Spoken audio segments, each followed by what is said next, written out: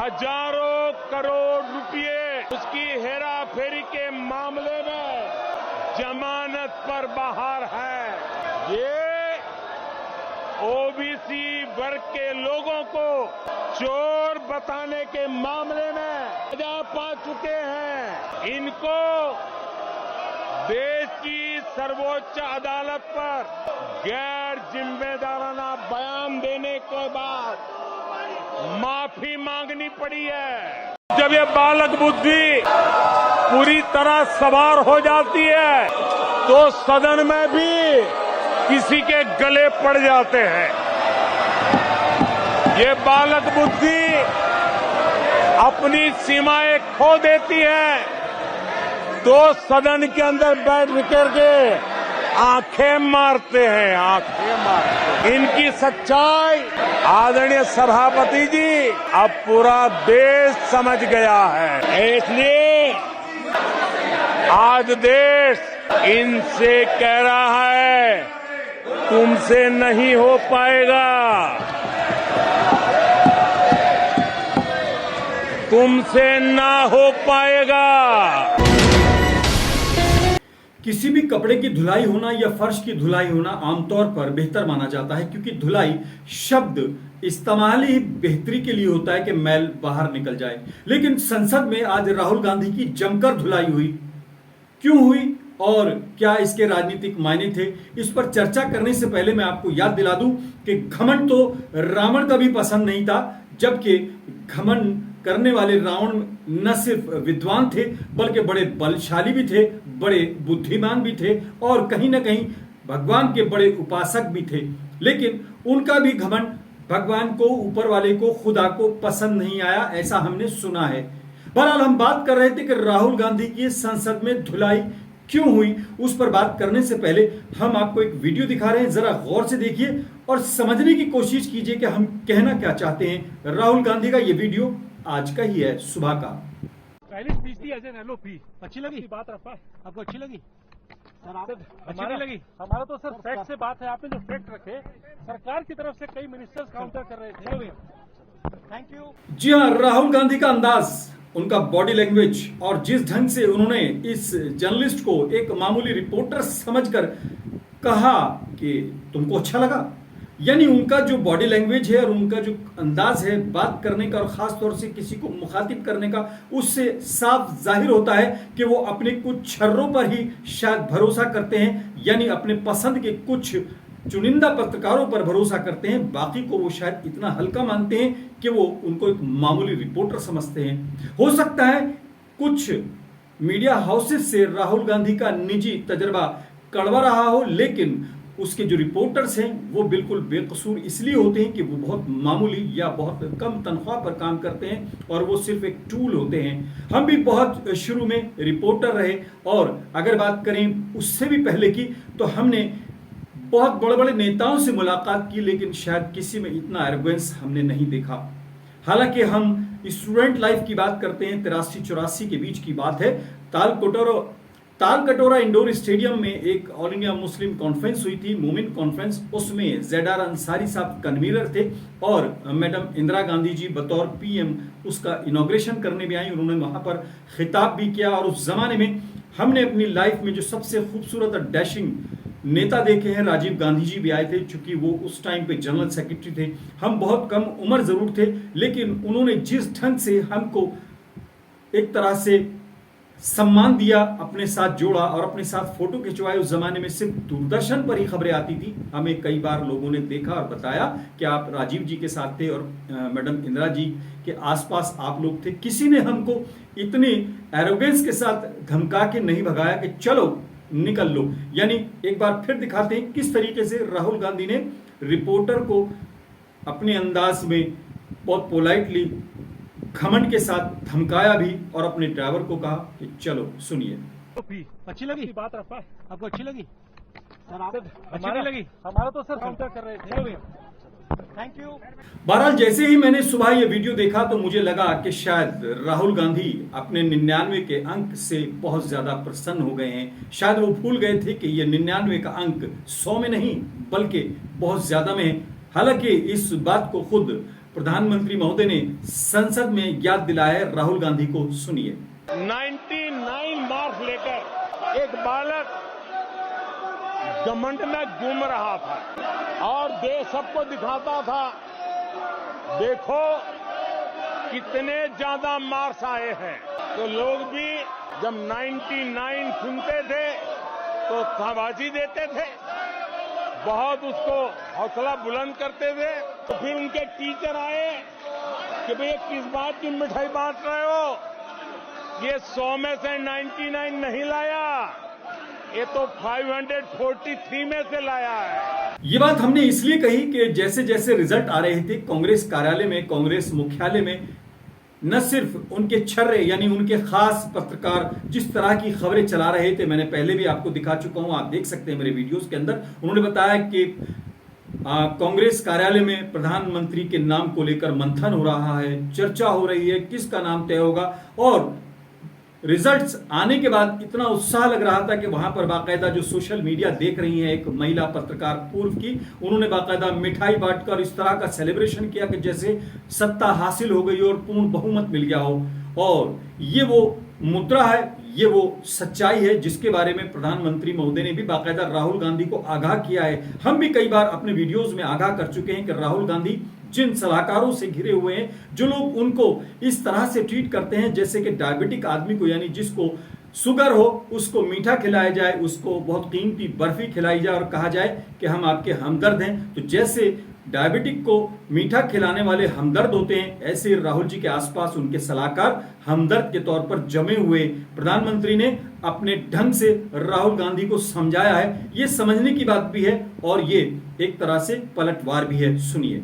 कोई छोटा बच्चा साइकिल लेके निकला है और अगर वो बच्चा गिर जाता है, साइकिल से लुढ़क जाता है, रोने लगता है, तो कोई बड़ा व्यक्ति आकर के उसके पास पहुंच जाता है और उसको कहता है देखो चींटी मर गई, देखो चिड़िया उड़ गई, अरे देखो तुम तो बहुत बढ़िया साइकिल चलाते हो, अरे तुम तो गिरे नहीं हो। ऐसा करके उसका जरा मन ठीक करने के लिए प्रयास करते हैं, उसका ध्यान भटका करके उस बच्चे का मन बहला देते हैं। तो आजकल बच्चे का मन बहलाने का काम चल रहा है। राहुल जी, जब तक आप अपने मन से नहीं सोचेंगे और जब तक आप पब्लिक में अपना एक तरह से दखल नहीं बढ़ाएंगे और पब्लिक में अपनी पहुंच नहीं बढ़ाएंगे, तब तक आप एक कामयाब नेता नहीं हो सकते। आप कामयाब इंसान हैं, आप अच्छे इंसान हैं और आपका मन साफ है, ऐसा हमारा मानना है। लेकिन आप जिनसे घिरे हुए हैं वो आपको एक कवच में बल्कि एक हाउस अरेस्ट की स्थिति में रखना चाहते हैं। आपका न कोई मेल चलता है, न कोई आपका फोन नंबर चलता है, न आप तक कोई एक्सेस है। और कांग्रेस मुख्यालय में 24 अकबर रोड पर या आपके घर पर खास तौर से किसी की एक्सेस खास लोगों के अलावा शायद नहीं है। और यही कार्यकर्ताओं की सबसे बड़ी शिकायत भी है, क्योंकि पिछले कई साल में आपने अपना कौन सा मेल चेक किया है, ये आप अगर सार्वजनिक तौर पर भी बता देंगे तो शायद देश की जनता पर एहसान होगा। क्योंकि अब आप कांग्रेस के नेता ही नहीं बल्कि नेता प्रतिपक्ष भी हैं संसद के अंदर, और पब्लिक आपसे उम्मीद करती है कि आप पब्लिक तक पहुंचे, अपने कांग्रेसी कार्यकर्ताओं तक भले ही पहुंचे ना पहुंचे, लेकिन जनता आपसे उम्मीद करती है कि अगर वो कोई आवाज उठाना चाहती है और सत्ता को एक तरह से जगाना चाहती है और नेता प्रतिपक्ष को जगाना चाहती है या उसके थ्रू संसद में कोई बात उठाना चाहती है, तो आपको पब्लिक तक आना होगा और अपने उस कवच से, अपने उस होल से बाहर निकलना होगा जो कि आपको घेरे हुए। नहीं तो धुलाई होना कोई बड़ी बात नहीं है, कभी भी किसी की भी हो सकती है। 2 दिन पहले आपको लग रहा था कि आप थो रहे हैं, लेकिन आज आपने जो धुलाई देखी उसके लिए आप खुद जिम्मेदार हैं, क्योंकि आप अपने उस सलाहकार को जरूर तलाश करना जिसने आपको इस मुद्दे पर बात करने को कहा था। शिव जी कहते हैं डरो मत, डराओ मत, अभय मुद्रा दिखाते हैं, अहिंसा की बात करते हैं, त्रिशूल को जमीन में गाड़ देते हैं, और जो लोग अपने आप को हिंदू कहते हैं वो 24 घंटा हिंसा हिंसा हिंसा, नफरत नफरत नफरत।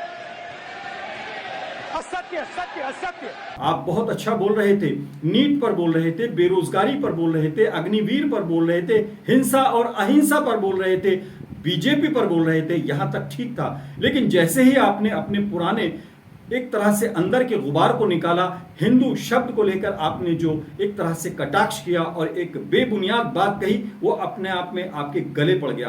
क्योंकि सभी हिंदुओं को, खासतौर से जो आपके अल्फाज हैं, जिस ढंग से आप, भले ही आप ये कहना चाहते हैं कि आप बीजेपी के हिंदुओं को कह रहे थे, लेकिन शायद वो भी आपके सलाहकारों ने आपको गलत राय दी। क्योंकि हिंदू अगर हिंसक है तो फिर इस देश में शांति कैसे है, ये बड़ा सवाल है। और खास तौर से जिस माइनॉरिटी के आप हमदर्द बनना दिखाना चाह रहे थे, उस माइनॉरिटी का सबसे बड़ा ताना बाना अगर बात करें उसी हिंदू समाज से है। क्योंकि अगर बात करें 80% मुस्लिम समुदाय या माइनॉरिटी का जो कारोबार है या लेन देन है या नौकरियां हैं, उसमें हिंदू धर्म के लोगों को आप निकाल नहीं सकते, अलग नहीं कर सकते। और हाँ, एक बात और शायद आपको कड़वी लगेगी, आप माइनॉरिटी के हमदर्द बनना चाह रहे थे, आप ये दिखाना चाह रहे थे कि आप अल्पसंख्यकों के, मुसलमानों के बहुत बड़े हमदर्द हैं। हमको ऐसा लगता है शायद आप अपने पुराने पापों को या कांग्रेस के पुराने धब्बों को और दागों को धोना चाहते हैं। हालांकि इन दागों का जिक्र आपके ही एक नेता सलमान खुर्शीद साहब ने किया जरूर था, वो आपको याद भी आ गया होगा।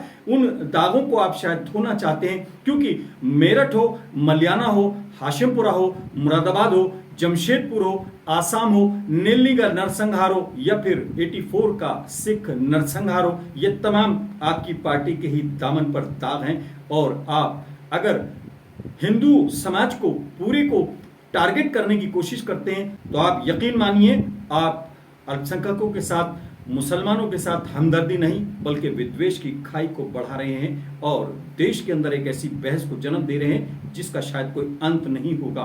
क्योंकि सैकड़ों साल से हिंदू और मुसलमान और अल्पसंख्यक और तमाम समाज के लोग एक साथ रह रहे हैं, लेन देन भी है, भाईचारा भी है, कहीं खटास भी है, बर्तन होते हैं तो खड़कते भी हैं। लेकिन अगर आप इसको ओवरऑल कहेंगे तो फिर वो ठीक नहीं है। क्योंकि हमारा मानना यह है, किसी भी अपराधी का किसी भी धर्म से या किसी भी समाज से सीधे तौर पर, पूरे तौर पर ताल्लुक नहीं होता। हर समाज में कुछ लोग अच्छे हैं और कुछ लोग खराब भी हैं, वो इधर भी हो सकते हैं, वो इधर भी हो सकते हैं। और अगर आपको ये टारगेट करना ही था तो सिर्फ सलाहकार की बात पर नहीं बल्कि अपने विवेक से भी कुछ सोचना था।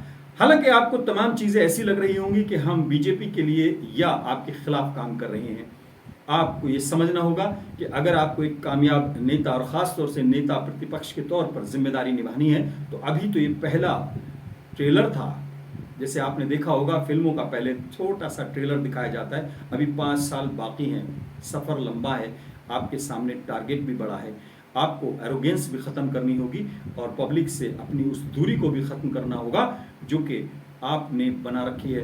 भारत जोड़ो यात्रा के दौरान आप एक कवच के अंदर गाड़ी से उतरे, कुछ दूर पैदल चले, फिर गाड़ी में जाके कॉर्डन ऑफ हो गए, ये एक अलग चीज़ है। और पब्लिक में पहुंच बनाना और अकबर रोड पर, 24 अकबर रोड पर लोगों से संपर्क करना, और वो लोग जो आपको मेल करते हैं या संपर्क करने की कोशिश करते हैं, सार्वजनिक तौर पर कोई नंबर दीजिए जहां से कॉल बैक आए, कोई मेल आईडी दीजिए जहां से रिटर्न जवाब आए। ये तमाम चीजें आपको करनी होंगी, क्योंकि अगर 140 करोड़ जनता तक आपकी पहुंच हो तो उसके लिए आपको कोई ना कोई रूट देना होगा। बहरहाल आपसे रिक्वेस्ट है, हम जनता से रिक्वेस्ट करते हैं, अपने दर्शकों से रिक्वेस्ट करते हैं कि इस छोटे से मंच को आप सब्सक्राइब कीजिए ताकि हम अपने इस चैनल के माध्यम से आपकी आवाज़ को और तेजी से और मजबूती से उठा सकें। आज फिलहाल इतना ही। अपने मेज़बान आज़ाद खालिद को इजाज़त दें।